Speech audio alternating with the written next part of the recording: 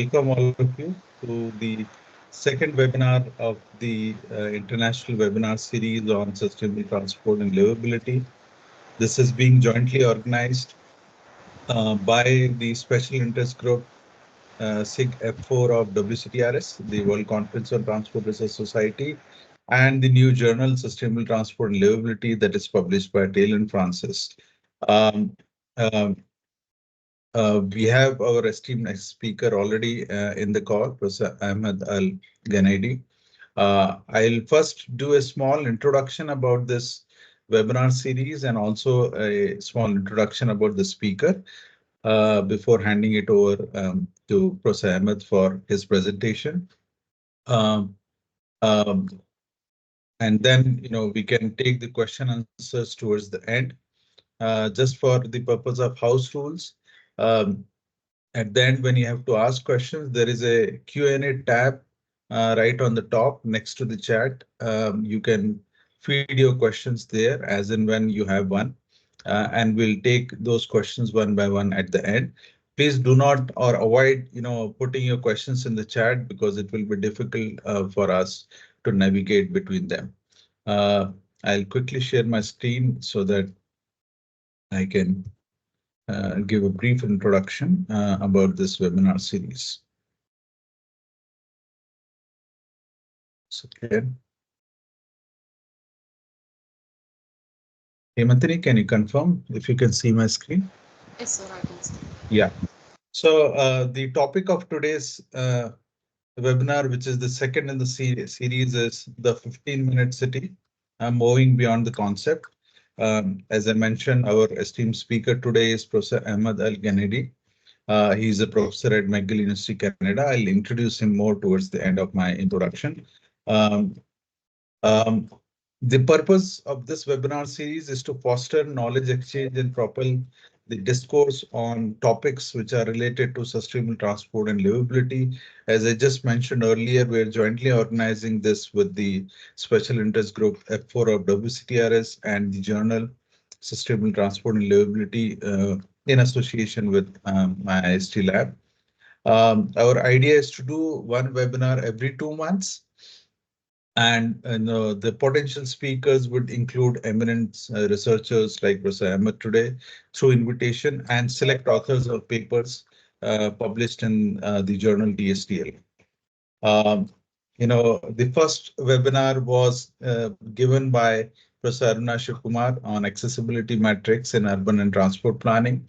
That was on 7th March 2024, and today we are again meeting for the second webinar in the series.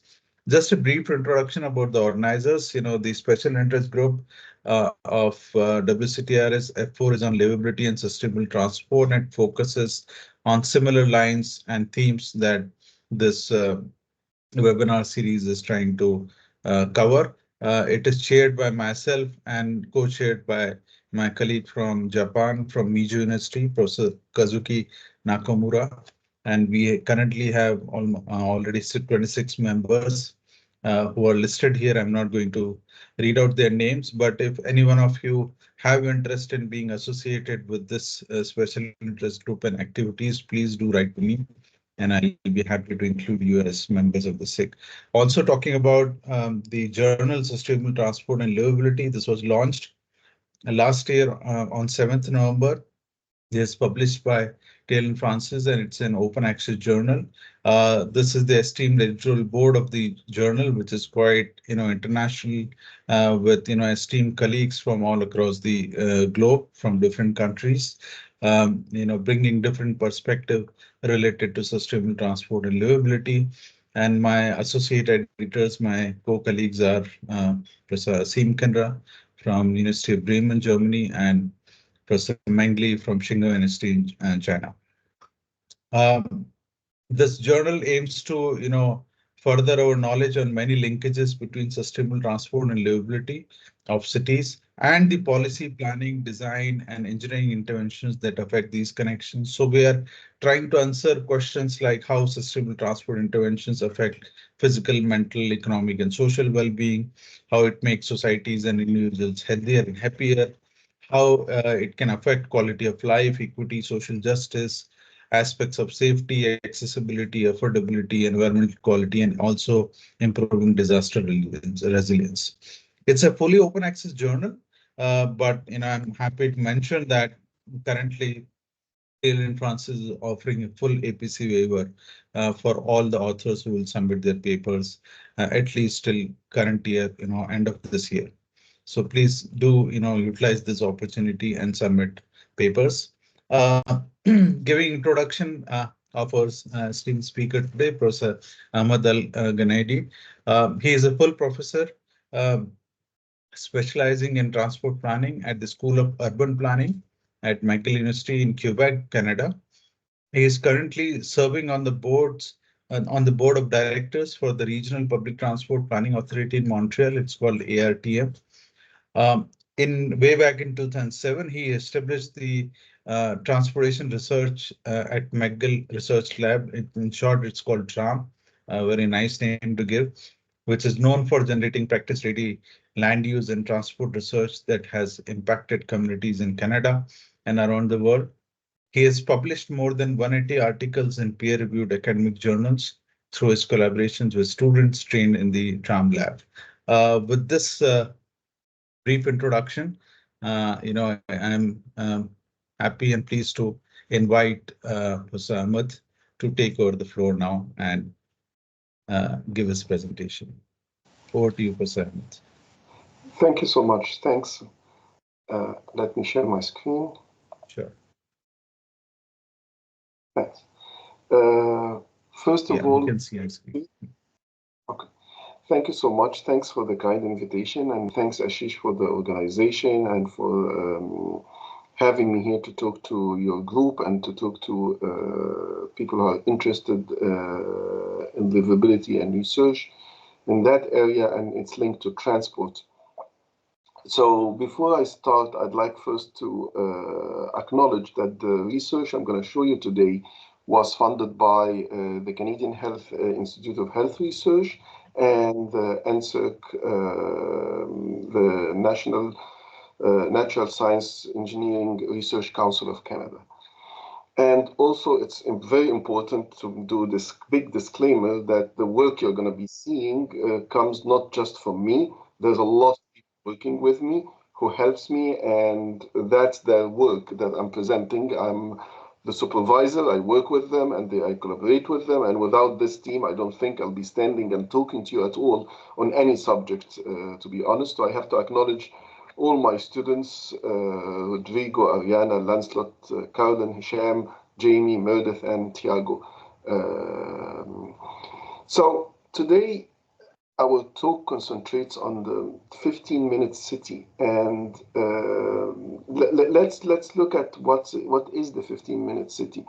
Carlos Moreno in his TED talk said the 15-minute city should be where we have to design and redesign our cities that you can reach everything within 15 minutes by walking and by bike. And when he said everything, he meant everything. He meant access to work, housing, food, health, education, culture, leisure. That idea of accessing everything by within 15 cities from your home is actually a good idea, but can we really apply it in the real world?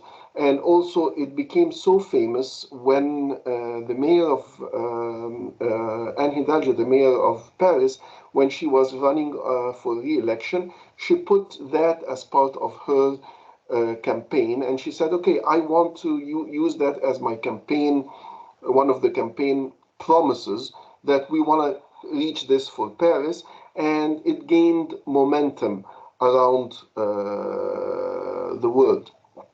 And when this came out, one of my former students, Trent Bonsal, he was sitting in my office, and I told him, "Oh, have you seen the 15-minute city?" He said, "Yeah, in Paris you can have everything within 15 minutes, but the question is, can you afford it? Because in many cases, things that are too near to you are so expensive, or to live in the core, in the area where you can reach everything in Paris, it's very hard," because Trent lived in Paris for several years, and that was his personal experience. So We started seeing after that North American cities saying, oh, we will gonna adopt the 15-minute city and we wanna apply it because it's a good idea. And many people around the world, not just the Canadian cities or the US cities, but in Europe now there's a big movement in supporting research on the 15-minute city and trying to transition almost every city to the 15-minute city. But if we go back to in history and we see that we designed our cities in the past as 15-minute city, and we wanted to have access to everything, and the idea is not that new. We were already doing it, but what happens is that there's an invention that came out, which was the car. And that car, when it came, we started saying, okay, we need to flip everything. We need to give everybody access within 15-minute city, but with car, not walking, not cycling, not by the tramways as we used to have. So we started having car congestion, and we said, okay, the solution for this car congestion was to bring that poor guy to stand in the middle of the street, and he organizes the cars so people can access their destinations within 15 minutes. But now it's the 15-minute, it became too long because the congestion. So the solution is, we felt as transport planners and engineers, was to build our way out of congestion. Let's build more freeways. It's so empty, it's nice, it's high-end civil engineering that we are building bridges and doing that. But we didn't think that this would get us into a place where we'll go back to congestion again when we, after we build all of these freeways, and we found ourselves stuck, and now we don't even access anything by 15 minutes within walking or cycling or transit or even car, that we built all these freeways.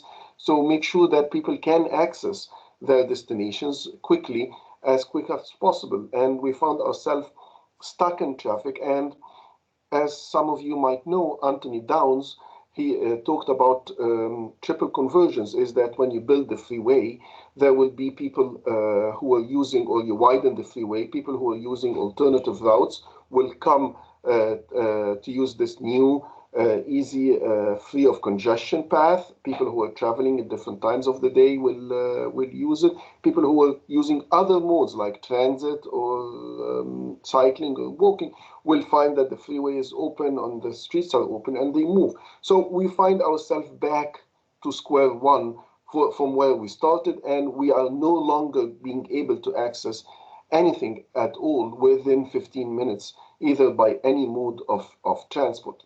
Still, the car industry are trying now to sell us that no, you can buy a car and you can go and reach everything you want. And that was an advertisement from the Super Bowl from a couple of years ago, where they're giving you the ultimate. You take the Jeep and you go to the wilds, and then you charge your car, and you have the electric Jeep that you can charge in the wild. And this is what the car industry is selling. And it's the opposite to what Moreno wants to sell, because Moreno doesn't want you to be in a Jeep for an electric car like this in the middle of nowhere. He's trying to sell you something, but what Moreno is trying to give you, and what Moreno has been trying to promote, is what actually Christopher Alexander, in his famous book, and his colleagues in their famous book Pattern Language in 1977, they said, we want to put the magic of the city within the reach of everyone in the metropolitan area. So that kind of text tell us that the 15-minute city, or the idea of having access to opportunities by in a region, is very common since even before the 1970s, and Christopher Alexander and his colleagues highlighted that. So what Moreno was proposing, Carlos Moreno was proposing in his 15-minute city, he wanted to do is bring the magic again and do what Christopher Alexander was promoting.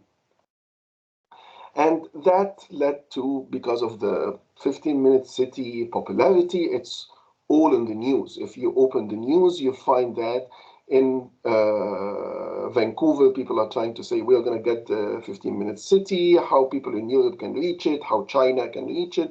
In India, you had the 15-minute city, but they might have been saying you need to go back and access the 15-minute city. Argentina are adopting it. So all over the world, that made a shock all over the world. So people want to have this 15 minutes city to live in.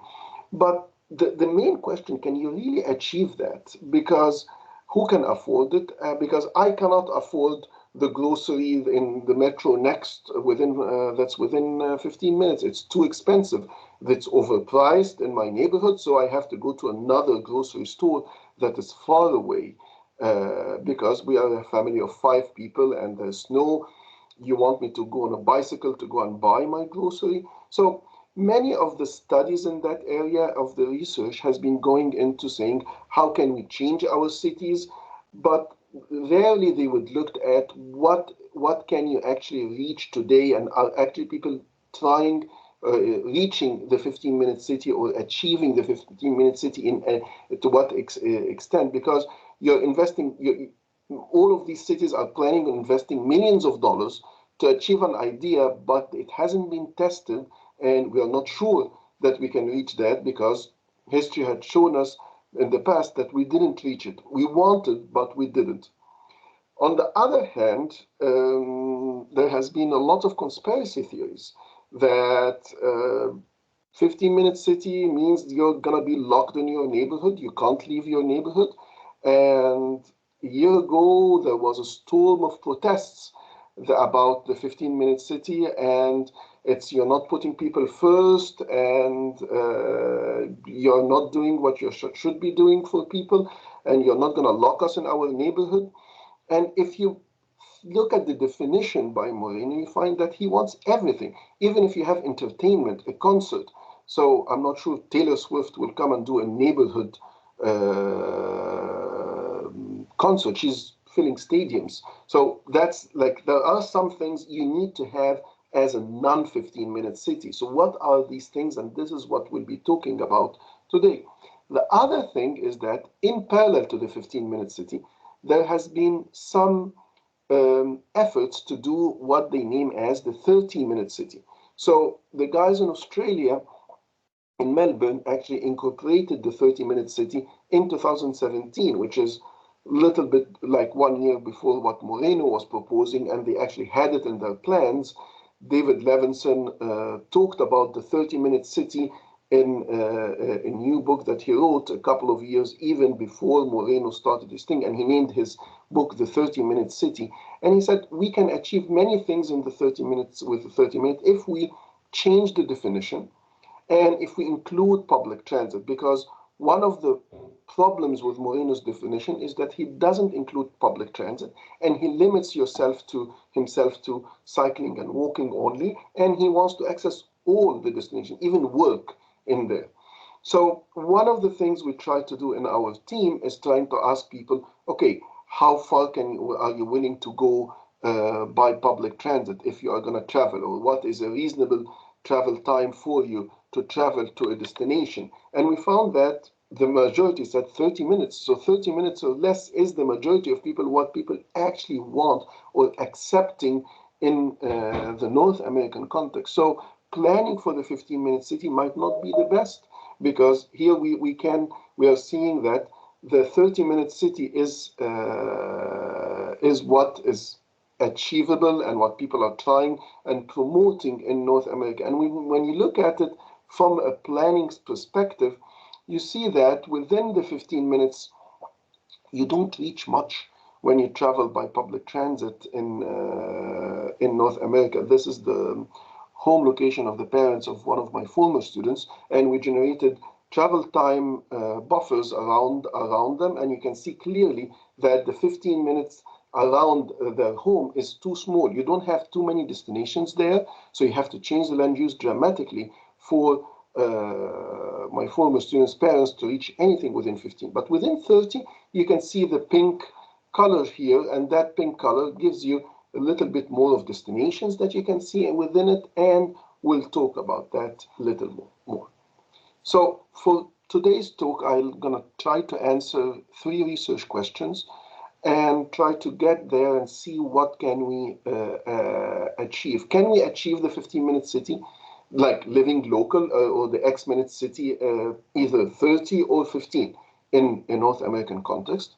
And which areas in a region are actually getting all their trips within 15-minute city, or within 15 minutes or 30 minutes? And what can be done to achieve some of these X-minute city goals? And we'll talk about that in detail. How can we change things to get to the X-minute city, even 30 or 15? What should we be doing as planners and transport planners and transport engineers? So the first, I'll talk about the paper we have done here in Montreal. So if you don't know where's Montreal, we are in Canada, the country north of the United States, and in the province of Quebec, where they speak French, the French province in the middle of an English island, an English ocean, as you can say, an English ocean, sorry. And we have 4.3 million inhabitants living there. And this is an area where you can like live and have, it's known to be a cosmopolitan metropolitan regions. So the literature has shown us that most of the X-minute studies focused on the potential rather than the realized. What didn't look at what people are actually doing and how many of the people are actually doing everything within 15 minutes. Before we take the idea from Paris and adopt it here, we need to understand how people living in our city are behaving in here. So to understand the effects of household dynamics on the travel behavior in the X-minute city context, that's what we are trying to achieve, because not many studies have done that. To do this, and we used the Montreal Origin Destination Survey. It's a survey that's been collected every 5 years. And here we have been using the data from 2018. It gives you a detailed diary, and it asks you, what did you do over the past day? And then we can take all the information from your past day trip, and then we use that in understanding how far did you travel for the destination. So if you take Moreno's definition, 15-minute city, you need to access work, food, health, education, culture, leisure by cycling and walking. So we took all the origins and destinations in the OD and calculated the travel times from the origin destination by the mode people actually used to reach that.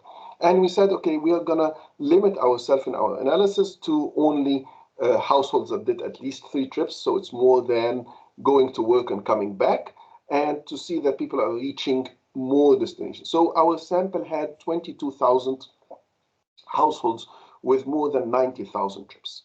And the first finding is that how many people actually are achieving a 15-minute city or living locally in Montreal. You found that only 1.8% of the entire sample, and this is a well-represented sample of the Montreal population, only 1.8% of them are actually living the 15-minute city, like doing at all the 3 trips in a day and all the at least 3 trips in a day within 15 minutes.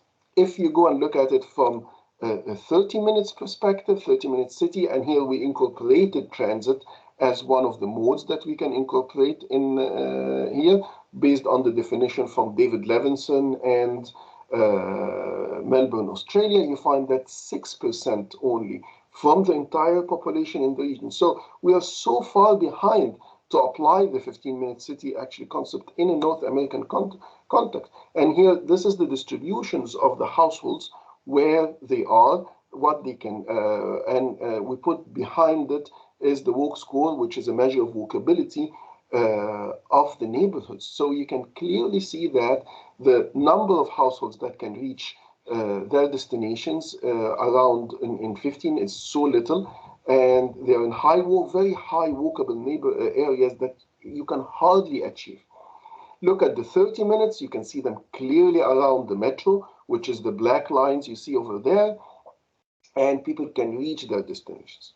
Plugging this into a statistical model, you find that the higher the income, people are less likely to achieve a 15-minute city. If you own a vehicle, you're not going to live a 15-minute city and use sustainable modes, or even 30 minutes city. What really impacts you to live the 15-minute city is walk score, which is local accessibility, the ease of reaching destinations by walking, and regional accessibility, the ease of reaching destinations by public transit. So within 30 minutes of transit travel time, I can reach X or Y destinations. Within 15 minutes by transit, I can reach X or Y destinations. That is the two key things that you need to play with to achieve the 15-minute city or the 30-minute city. But again, we go back and look and do a sensitivity analysis to see who are the people that can really reach. And with the sensitivity analysis, you find that you need to be an adult with no car, and you will reach like 15% only of them will reach the 15-minute city. So the number, even when you put people at the push things to the very far edge, it's only 15% of the adults, and they will be of those who are one adult in a household. When you have two workers in the household and a student, the odds is 0.3% of them will reach their desired destination within 15. Go again, look at the 30 minutes. You see that the 30 minutes, your target is adults with no cars, students with no cars, workers with a student with no cars, single parents with no cars. So not owning a vehicle is actually what makes you achieve the 15-minute city, or what makes you achieve the 30-minute city more, which we see that this is the common denominator between the two figures. So the main findings here is that, okay, if we said we have to incorporate work and we need to incorporate in the calculations, we felt like this is not the best. So, okay, let's take out work from the equation. If you take out work from the equation, you find that 5.9% of the people can reach their desired destinations within the 15 minutes, and they can live the 15. So here you moved from 1.8 to 5.9. Still, it's a very small number. And the same thing happens when you go to the 30 minutes, you move up from 6% to 11. And when you go and say, okay, no, let's not say all trips, let's do a percentage of the trips, 65%, for example, here. You can get 4.3% and 10.4%. So the main findings from the first part is that conducting all trips within 15 minutes is unrealistic in North America. This is not going to happen, and we shouldn't be just importing Carlos Moreno's ideas here in Canada and say we're going to apply it, and this is the best thing and we should move with it. The 30 minutes idea is better in my view, and in our findings we can achieve that. We can get more people to use public transit, and the 30 minutes give us a much wider range that we can reach more destinations in there. Plus also the household characteristics is vehicle ownership. So you should work on trying to convince people not to own vehicles. Looking at it, so here we looked at it from the origin, where people live. Let's look at it from the destinations. What kind of land use is promoting 15-minute city? What kind of land use is getting people within 15 or within 30 minutes travel time to the destinations? So we put hexagons in Montreal, overlaid hexagons all over Montreal, and we counted how many trips are coming to a destination within 15 minutes. So to identify our, what we name the 15 minutes destinations, the area that is getting the highest number of people to it by within 15 minutes. The other option is that you can do it also for the 30 minutes. So clearly, when you do the 30 minutes, you see there are many destinations in Montreal getting a big number of trips from outside from the 30 minutes travel time. So, and that's mostly you see here in the downtown core, that this is the area where you're getting a lot of trips within 30 minutes.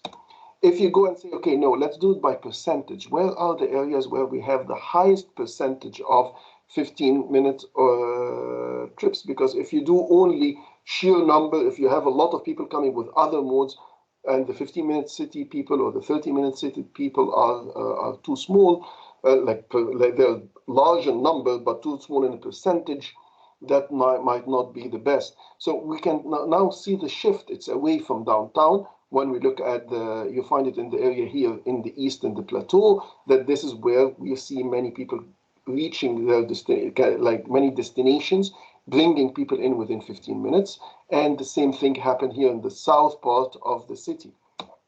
If we go to the 30 minutes, we see similar patterns. And then we see clearly that downtown is not the most attractive area, is not the highest area that gets people within 15 minutes to it. And this is when you do a bivariate map, you can identify really where are the areas with the highest percentage and highest numbers. And these are the areas we want to plan for. We want to make sure that the dark blue in the corner, this is where you have the destinations we need to plan for and try to achieve.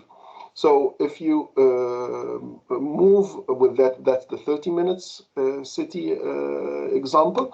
So when you move to that and start counting the hexagonals, you find that in all of Montreal, there's only one hexagonal where there is high number of 15 minutes and high percentage. And that percentage is not even 65%. We are so low in there. So that destination that attracts people.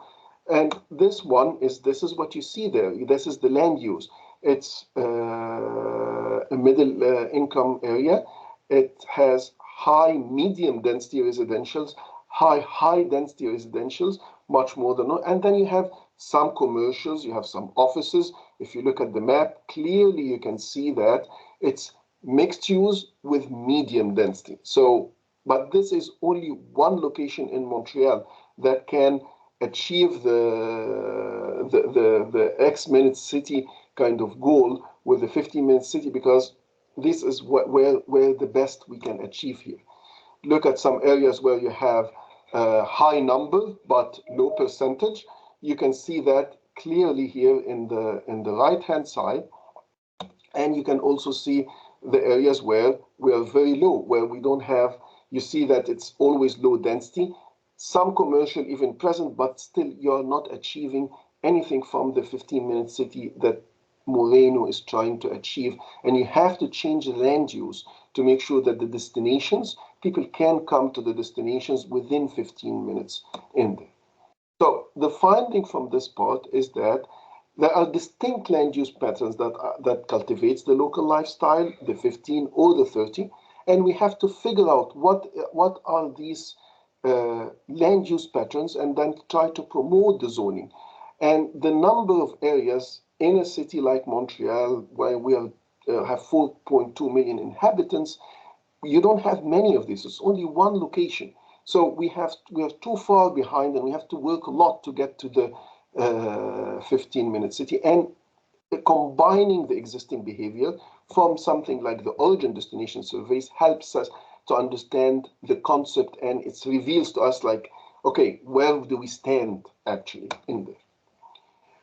Now, let me finish with the last part, with the last research question is, okay, so how far are actually people traveling to reach their destinations? And if I switch them to sustainable modes, can this help in there? Can we really reach, can we really change the habits of people?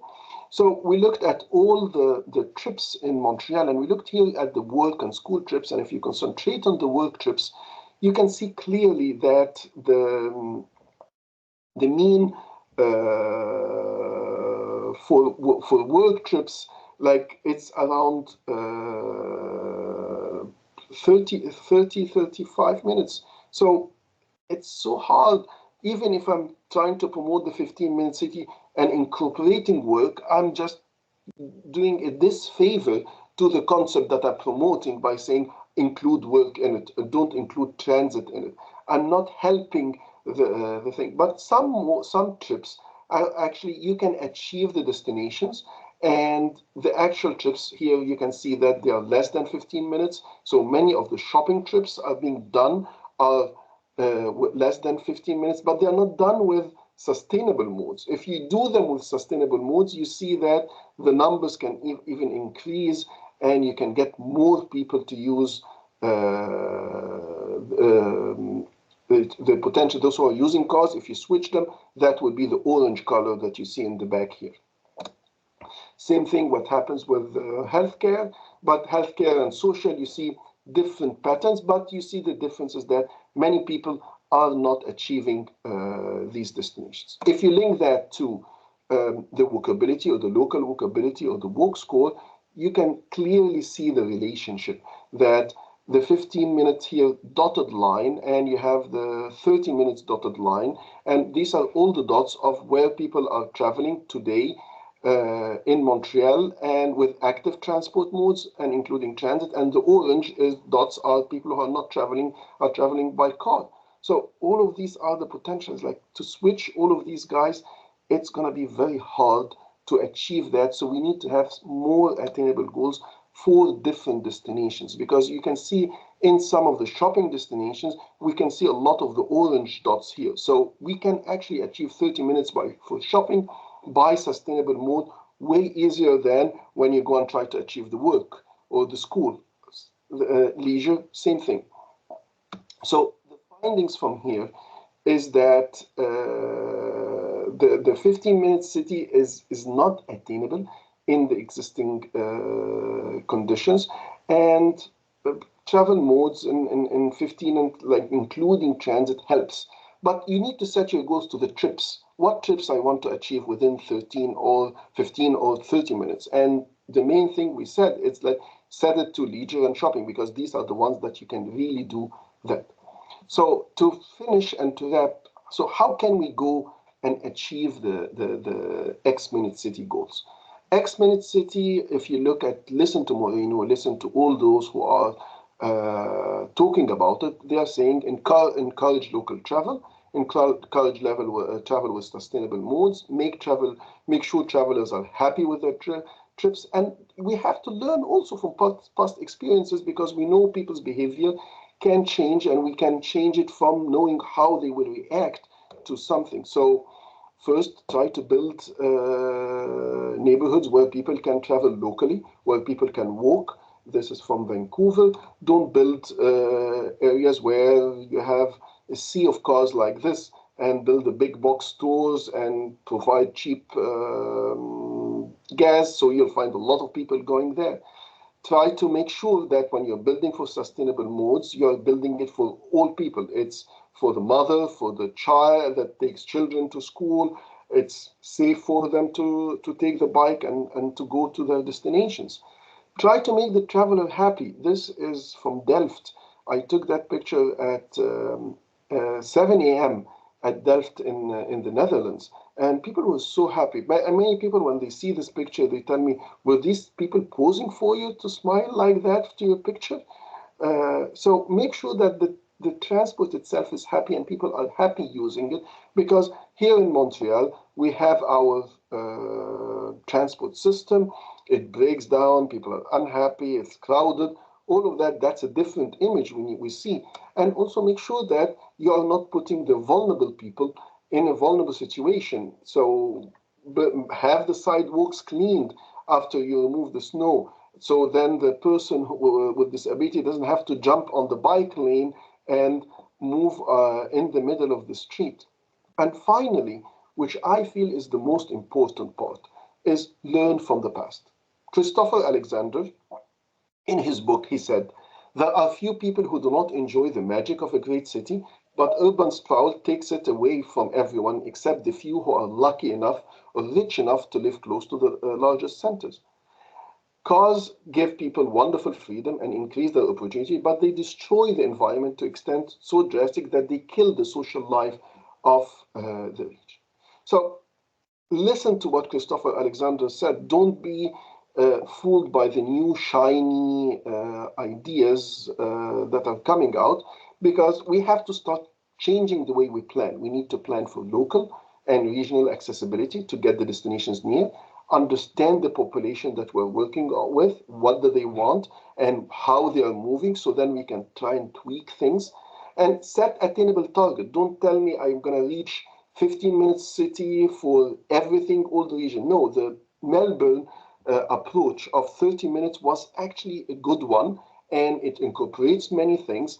And read Christopher Alexander book. It's a classic. Pattern language is very important book. I can't stop promoting it. It's one of the best I have read in my life.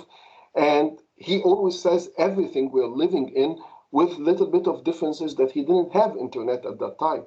That's the only difference. But almost everything he mentions and the problems they mentioned in that book, we are still living that today. And if you don't do this, you will get the Elon Musk kind of tunnels, and will build tunnels and put the cars in the tunnels, and then they will be congested. Um, if you are interested in any of our papers that I talked to you about, they're all now published, and this is the where they are published, and I'm happy to take any questions right now. Thank you, Professor Ahmed. I mean, what to say? This is. I think there is a little bit of background noise I'm hearing when I'm speaking.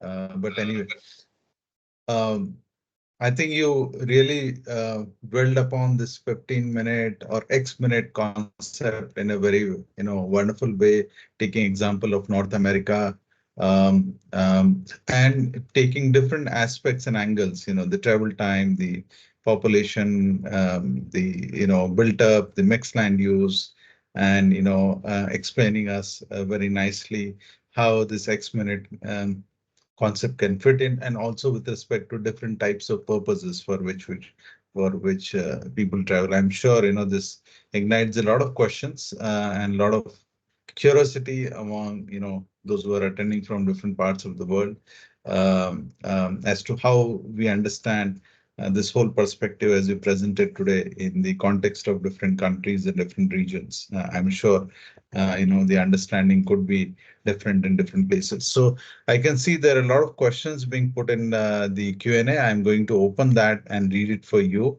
Um, um, Let me just start from beginning. So there's one question by Shamim. How can transport planners and can ensure 15-minute city concept in a city where the scope of active transport is very limited due to lack of infrastructure of cycling and walking in developing countries like Bangladesh? I would say don't import. I would say in Bangladesh, I didn't study Bangladesh, but I can tell you for sure, most of the cities were designed as 15-minute cities. But we switched our brains to the cars and we said, let's build the cars.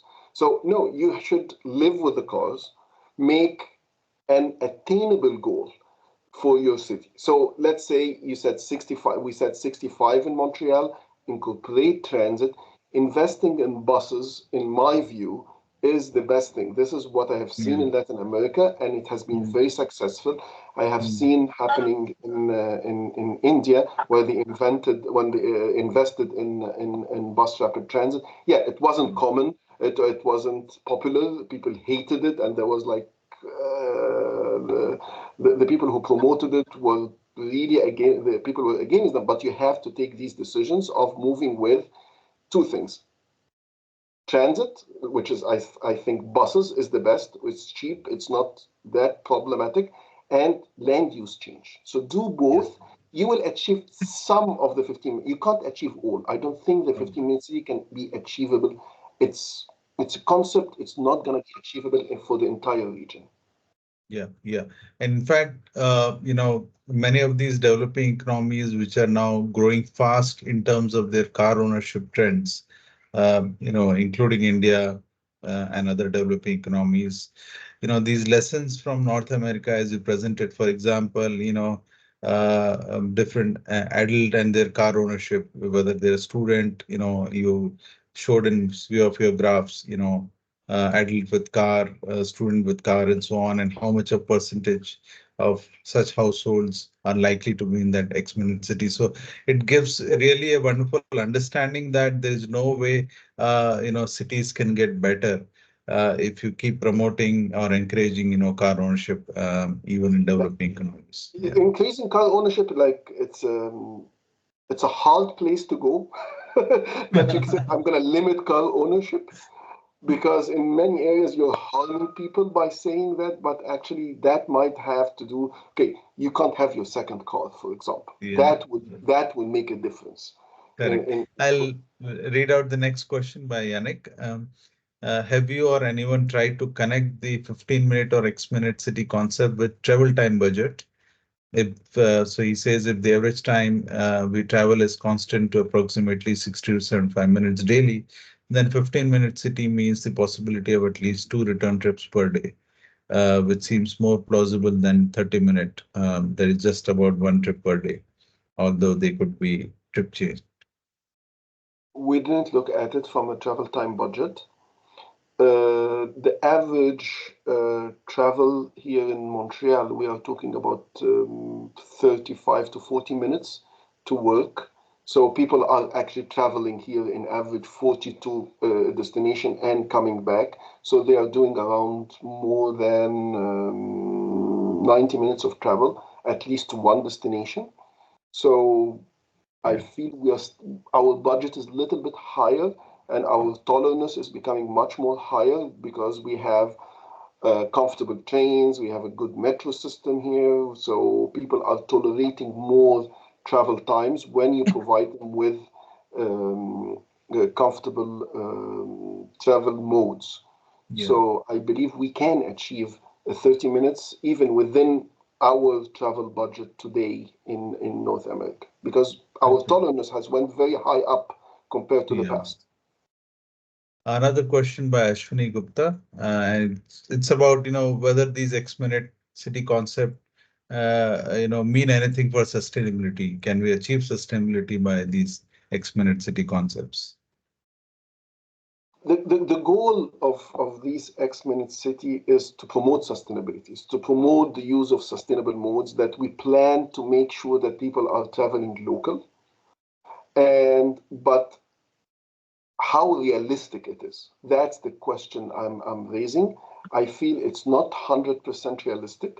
There are parts of it, we have to take the good parts from the 15-minute city and apply it. So we found that certain destinations, you can achieve them within 15 minutes. So let's work on these destinations. But others, it's impossible. So let's work on something else for the other destinations and increase the definition to 30, include transit. So then you can achieve your sustainability goal by reducing our car dependence. Yeah, and likewise, among the different types of purposes, if it is healthcare, it's all likelihood that a person cannot walk or cycle when they have to access healthcare if they're not well, and so on.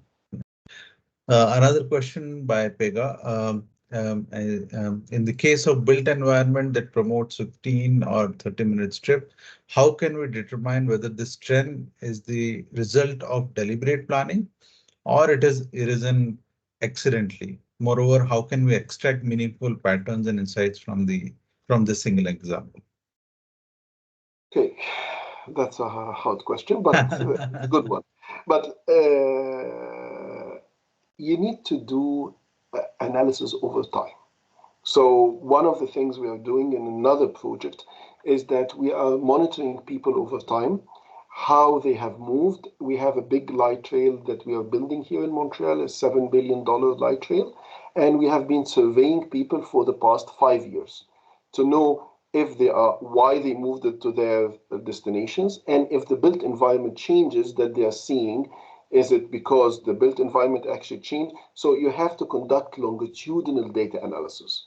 That's the way to measure, to make sure that the behavior you're seeing is coming from the built environment, and to remove the self-selection from the equation, and that it's not random. Another question by Shamim.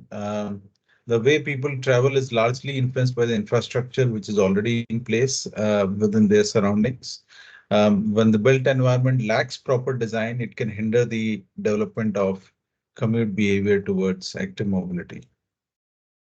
Yeah, That's what yeah, comment yeah, is. not that's a comment more, but Yeah, yeah, in yeah. many cases, you have to provide them with, you have two things as an urban planner or as an engineer to play with. Either you provide the infrastructure or the transport, or you change the zoning and encourage the presence of the destinations nearby. These are the two things that you can work with. Yeah. Another question from Aditya. As per the study, it was observed that Hexagon with medium density households and some commercial land use was achieving maximum trips in 15 minutes. What are your views on an urban area of high density? Will it be able to achieve 15-minute city concept considering any transport policies? So in Montreal, the very high density didn't achieve the 15-minute city. We found that many of the very high density parts, they were going even further because there's no enough jobs around them to achieve. So they were going too far away from the destination. So in the Montreal context, the very high density didn't give us, it was the middle density with the mixed land use that gave us the best output here in Montreal. Other Yeah. places might be different. I can't say about other places, unfortunately. So this question from Almas. According to you, what strategies and policies of integrated land use and transport planning cities can be, incorporated to achieve 30-minute in your study area? It's zoning, changing the zoning. That's Mm. the main thing, changing the zoning and then upgrading the infrastructure. These are the two things we can change to achieve the 15 minutes. But again, I'm I'm not an optimistic person about 15 minute city. I'm more about a Christopher Alexander guy. Look at Mhm. happened in the history and read the old stuff because it's going to tell you what you should be doing today. And don't move around the shiny 15-minute city because it might not be achievable. Yeah, You might be yeah. chasing a mirage, and because the current infrastructure, the current behavior are so far behind. So set an attainable goal so then you can feel you have succeeded and then move further. So there's question from an Indian participant, Mahalakshmi. And it's about understanding the impact of climatic conditions and population density.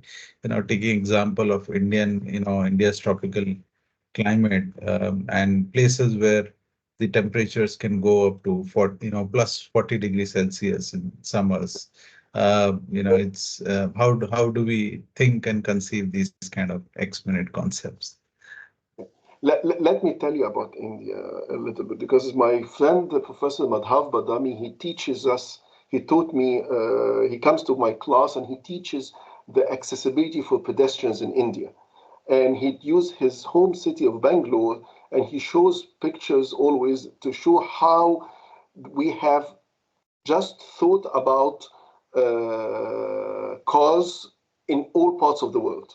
And cars is dominating, and pedestrians are no, not in the equation at all. So you have to put, yeah, it's hot, but you can do sustainable travel during non-hot times, and you can travel and you can get people to walk, you can get people to cycle, but if you give them the infrastructure, if you have the planting, you don't need to be building bridges above everything and then tell the pedestrian, go jump for a very high bridge and cross the street, and then you find the guys, he showed the pictures, they broke the wall in the middle of the Yeah. street and people are jaywalking in the middle.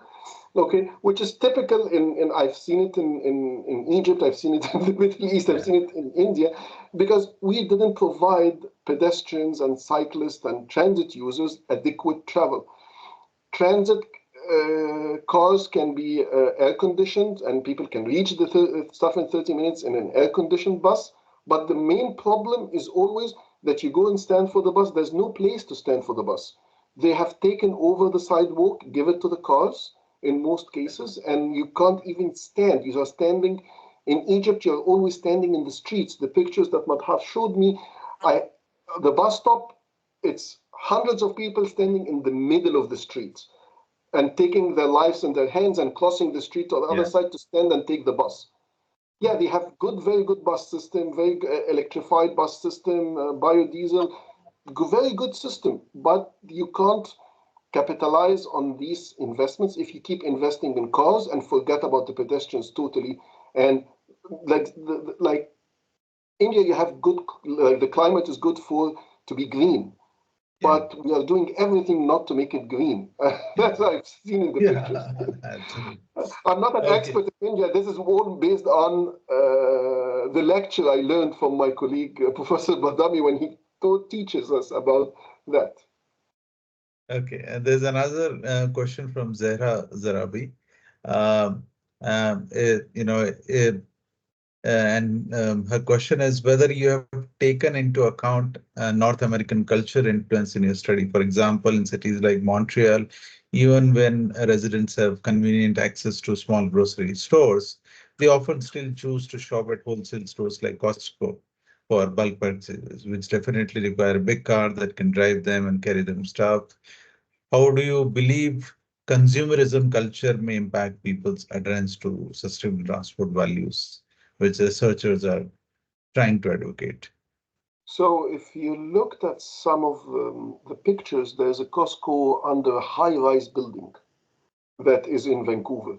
So no, you can have a Costco in the middle of a city, and you can get to that, and they do deliveries and they do many things. There are different tastes, let's say, in a region. It's people who wants the Costco, the big car, and all of that. And then those who can live or who want to live in the 15 city neighborhoods, and those who are in the middle. And what we're planning for the people in the middle to get them not to be with the guys who wants to the Costco, the big box. We bring them the Costco and we make it in a high density areas, and they actually use it. And if you see the one in Vancouver next to the SkyTrain, it is used. It's heavily used. I've been there. I was there like a week ago, and it's heavily used. So the culture can change and can adapt to new things. And this is what we have, because we can't achieve sustainability without changing people's behavior and keep doing wrong things we have been doing since the 1970s. Yes, yes, yes. There's another question from Narendarjeet. Can the idea of last mile connectivity with regulating the IPT, the intermediate public transport, and non-motorized vehicles in Indian scenario, along with MRTS, BRTS and trams network could lead to 15 to 30 minute or a X minute sustainable My, city concept? yeah, my belief, and I feel 30 minutes is the best. It's attainable. You can do that. Do good connections, first mile, last mile, and you can get the majority of your region Yeah. reach that desired thing, and it can be all by. So expand the definition. Don't limit yourself to the 15 minutes by cycling and walking to all destinations. Put 30 minutes, include transit in the equation, okay, and make, say, I want to reach 65% of all trips of people. And if you reach that, that's a major achievement in any part of the Yeah. world. Even if they reach that in Paris, I don't think they're going to reach that number in Paris soon. So even if we reach 65% of all trips by public transit Yeah. and cycling and walking, that's a great one that we all Yes. want to achieve. Great. There's another question from Bo Kabatsila. Um, um, you educate for buses, but what's your take on the effectiveness of LRT investments in many North American cities to achieve this 15 or 30-minute goal? If you have the money, that's the goal. If you have the money, like to build a light rail, it's $6 billion, $7 billion here. We're building light rail. Yeah, you can get it with if you have the money. The reason why people in Latin America didn't move to the metro and do these kinds of interventions because they didn't have the money. So they said, okay, let's build BRT, and they built the BRT, and now they have one of the best BRT systems in the world in there. So if you have the money, yeah, light rail can do it. Yeah. There's another question from Dave Merritt. Are there any equivalent studies in other developed countries and or in similar cities, and how do they compare? So any comparative studies that you might have done or planning to do? I haven't done comparative studies yet. We didn't get there. We Okay. worked only at Montreal because we have the local data that we Yeah. know, and Yeah. then to make sure that what I'm saying, I know what I'm saying. Yes. Yes. There's another question from Bhagyalakshmi. To promote TOD in the Indian context, does adopting the Paris housing policy help? And it says Paris housing policy encourages small native businesses and provides highly subsidized housing options for people who cannot afford the prime real estate prices. Also in Paris, government is the landlord and can acquire land much below the market rates through their innovative policies. You can, but can you apply these changes in laws everywhere? So Yeah. that's there's limitations to the kind of policies you can apply in India. If you go and change the law tomorrow morning around the new rail stations they are building, not sure the elected officials will be elected again tomorrow. So can you apply it? Yes, it's good. Having social housing around transit is amazing, but the government doesn't own all the land. And many other peoples and developers own the lands, and it might not like the applicability of taking something from Paris, applying it outside is something I'm against personally. I think we should learn from our local context and do what is acceptable and what is achievable in our local context. Look at the others what they are doing and then import from them what we think is good and leave what we think that no way this will happen in our context. Maybe two more questions we can take. One is from Sayana Shereen. It says in the Montreal context, I found that older neighborhoods like Plateau, Montreal, Mile and etc. are pretty walkable and closer to the 15-minute city. I have observed the same trend in Dubai and cities in India. Do you think making zoning bylaws and land use plans much less restrictive and less segregatory could work in the North American context where NIMBY is rife? If yes, what sort of timeline do you think would be an acceptable and achievable one? Timeline. Yeah, your timeline is like most of these things takes between 15 to 30 years actually to achieve. You can't have, but if you have the money, so here in Montreal, we invested in a new light rail, the $6-7 billion one I'm talking about, and the neighborhood around it changed very quickly. 6 years, 7 years, it changed. So it takes time. But yes, you can change the zoning, but you have to change the zoning to, you can't say no zoning at all. No, you have to define what is the zoning and not define single use. Most Indian cities, most old cities in North America, they all started with mixed use. Yeah. All the cities started with mixed use, 15 minutes because we didn't have cars. But then Yes. something happened, the car Yeah. came and it switched our brains Yeah. to we should make the priority for the cars and forget about the walking, forget about all the advantages that we had by having local neighborhoods and connected neighborhoods, and we went so extreme to the car. So now what we're trying to do is like bring things back a little bit. You can't remove the car. The car is here to stay, but you want Yeah. to just calm it down a little bit. Yeah. Yeah. Great. There's another question from Almas. Have you looked into comparison between satellite cities concept and X-minute city concept? If not, what's your take on it with respect to selection criteria of one of these concepts in any metropolitan city? I haven't studied this. My study has been mostly concentrating in Montreal, but I would say go back, read Christopher Alexander, you'll find your Mm. answer. Because when I when I was preparing for this lecture, and I was preparing a similar one a year ago. I went, and every time I prepare this lecture, I read Christopher Alexander again because I learned from him. So my advice is read pattern language, and there's a lot of copies all over the world, I think, in any library. And there's like PDF versions because it's too old now that people have it online a lot. Yeah, just one last question. You have been quite, kind and patient. It's from Hemantini. Do the trip patterns remain same for different seasons? Also, what is the actual mode share of walk-in cycle in Montreal? Also, any insights on how X-Minute City can work for the cities with high two-wheeler mode share? Okay, so seasons vary. So that's why we say transit is important because Yeah. transit works in both seasons and any season. So that's why I try to promote transit.